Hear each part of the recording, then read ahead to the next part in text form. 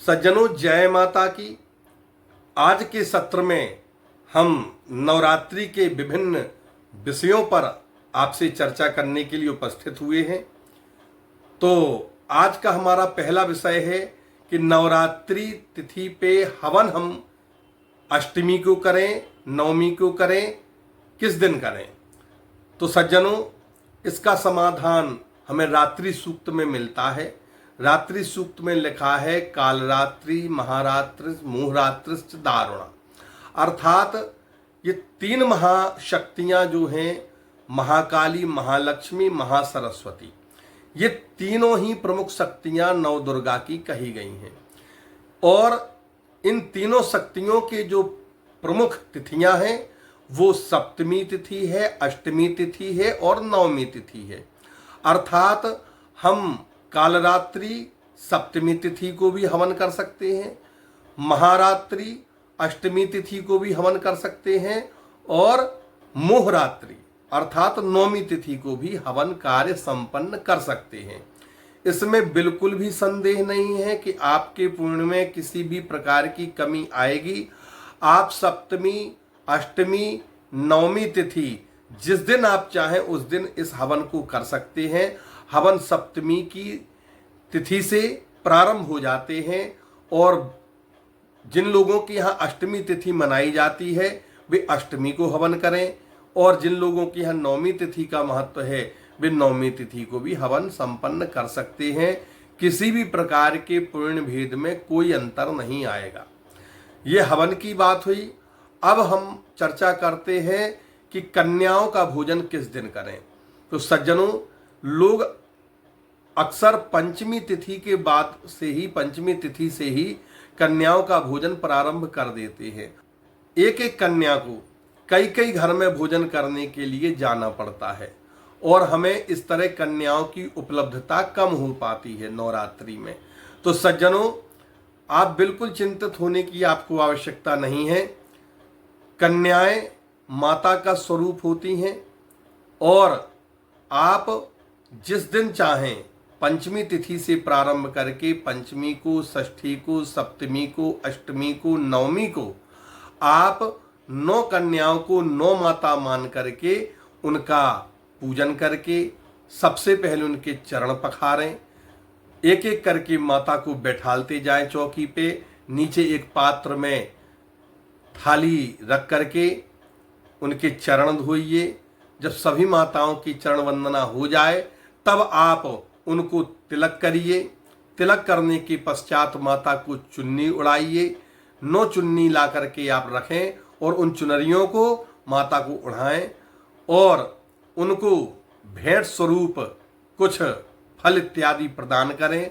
तत्पश्चात आप 9 थालियां लगा करके माता को एक लाइन से ये मन में भाव रखते हुए कि ये प्रथम शैलपुत्री माता बैठी है, द्वितीयम कालरात्रि माता है, तीसरी चंद्रघंटिका माता है, इसी तरह 9 माता का मन में भाव करते हुए उन्हीं कन्याओं को आपको प्रसाद समर्पित करना है। जो भी आपने पूड़ी, सब्जी, खीर, हलवा, चना, गुड़ जो भी आपने रखा है वो समस्त सामग्री उन माताओं को प्रसाद के रूप में समर्पित करें। समर्पित करने के बाद दक्षिणा दान, जब उनका प्रसाद हो जाए तो उनको दक्षिणा समर्पित करें।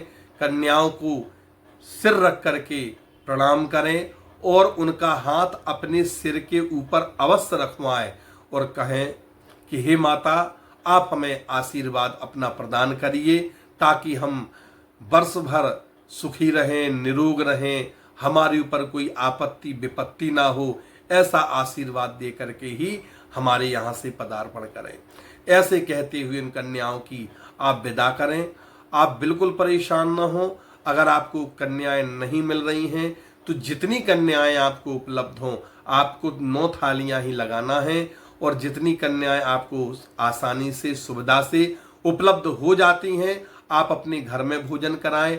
अन्य थालियों को लेकर के आप किसी मंदिर अथवा किसी ऐसे विद्यालय इत्यादि कहीं ऐसे परिसर में जाएं जहां पर आपको आसानी से कन्याएं उपलब्ध हो जाएं।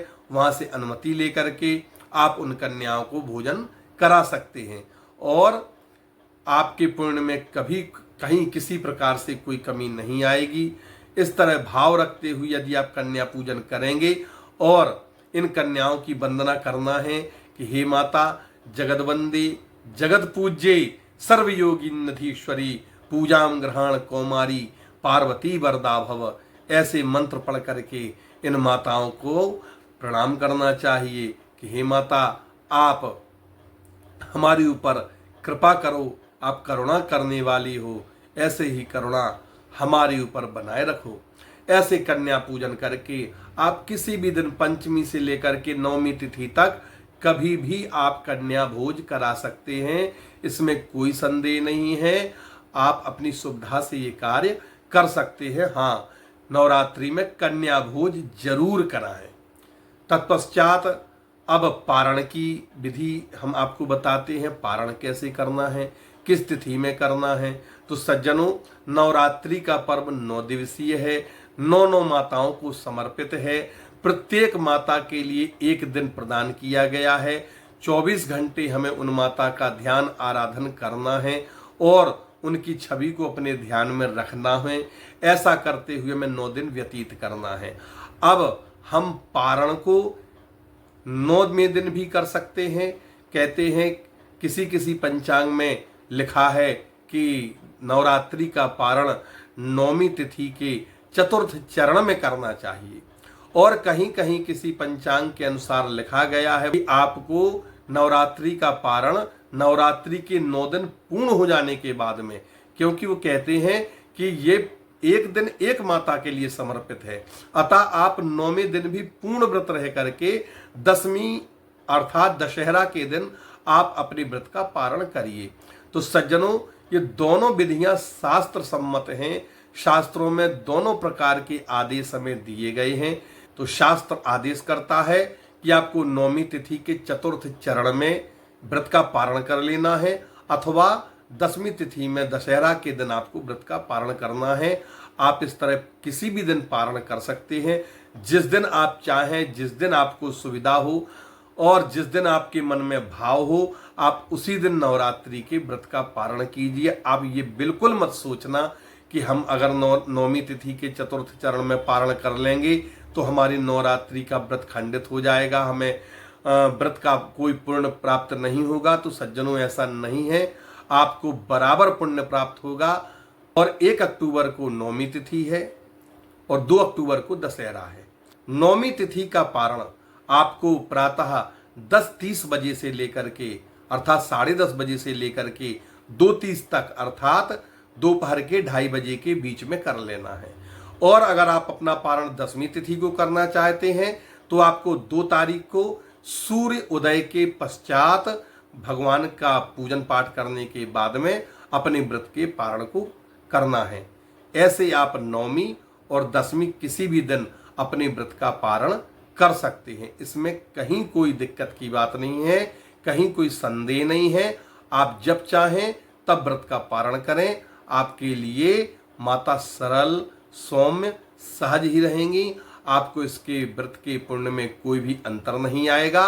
तो सज्जनों, जैसा कि बताया गया है, आप उसी विधि के अनुसार नवरात्रि के व्रत को करें, पारण को करें, हवन को करें।